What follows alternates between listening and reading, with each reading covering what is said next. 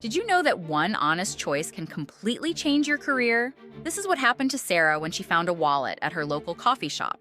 Inside was $500 cash and some business cards. Her family said, "Keep the money. Times are tough." But Sarah felt wrong about it. She turned into a detective, calling every number in that wallet.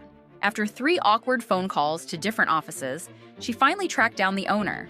The man was shocked when she called. He couldn't believe someone would go through all that trouble to return his wallet. They met at the same coffee shop where she found it. He was so grateful. He kept thanking her, over and over. Sarah thought that was the end of the story. But 6 months later, her phone rang.